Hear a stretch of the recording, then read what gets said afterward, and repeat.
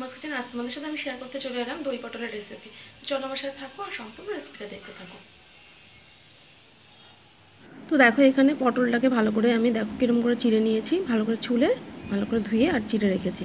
এখানে চিনি রয়েছে, কালো জিরে রয়েছে, নুন হলুদ রয়েছে, আর এখানে ফ্যাটানো দই রয়েছে, টক দই।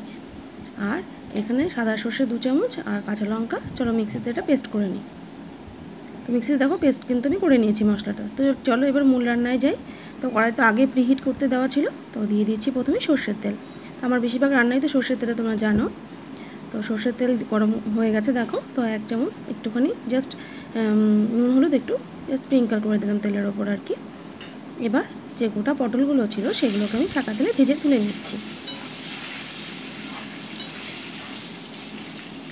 আর এই সিজনে তো পটল তো অ্যাভেলেবেলই থাকে, তো পটল দিয়ে কিন্তু অনেক রেসিপি করা যায়। তো চলো উল্টে পাল্টে পটলটাকে ভেজে নিচ্ছি আমি। তো পটলটা দেখো ভাজা হয়ে গেছে। এবার পটলটাকে আমি তুলে নিচ্ছি একটা পাত্রে।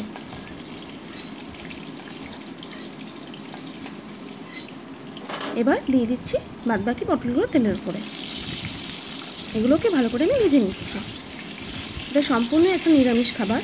যারা তোমরা ভেজ পছন্দ করো বা ভেজ খাও, যারা ভেজ ডেতে বিশেষ করে এই আইটেমটা করে খেতে পারো, খুবই ভালো লাগে খেতে। গরম ভাতে তো খুব দারুণ লাগে খেতে।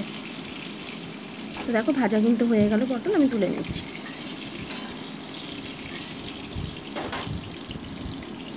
এবার এই তেলের উপরে দিয়ে দিচ্ছি আমি কালো জিরে।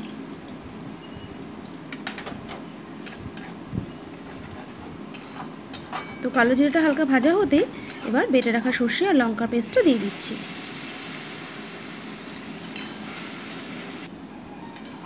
আর অ্যাড করে দিয়েছিলাম পরিমাণ মতো নুন হলুদ দিয়ে ভালো মতো এটাকে কষিয়ে নিচ্ছি। এবার দিয়ে দিচ্ছি আমি টক দই, ফেটানো টক দই। এই টক দইটা আমি ঘরেই পেতে রেখেছিলাম, তো দিয়ে দিলাম এর মধ্যে। দেখো ভালো মতো একটু কষিয়ে নিচ্ছি এটাকে।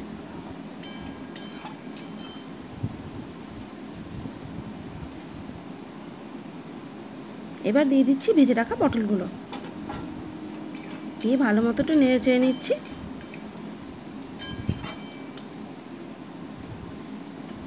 দিয়ে একটা ঢাকনা চাপা দিয়ে মোটামুটি 2 মিনিটস যেন ফুটিয়ে নিচ্ছি।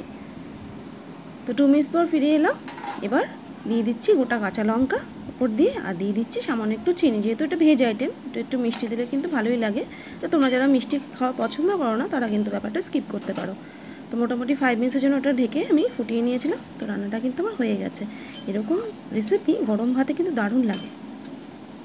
তো তৈরি হয়ে গেল আমার দই পটল। সম্পূর্ণ রেসিপিটা তোমাদের কেমন লাগলো আমাকে কিন্তু কমেন্ট বক্সে অবশ্যই জানিও বন্ধুরা। আর অবশ্যই তোমরা এভাবে ট্রাই করো, আশা করছি তোমাদেরও কিন্তু ভালো লাগবে।